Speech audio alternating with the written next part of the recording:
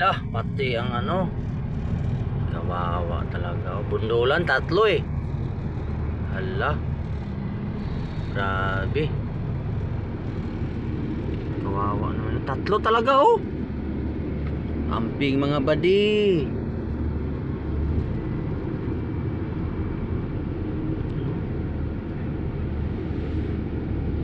Kawawa, yung isa binunggo. Yung isa nakabangga.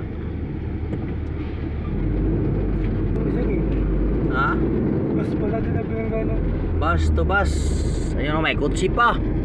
Sa lubak yan ba huminto? Wawa naman talaga kayo. Ano bangganan eh? Wala yan, antay ng pasahero yan.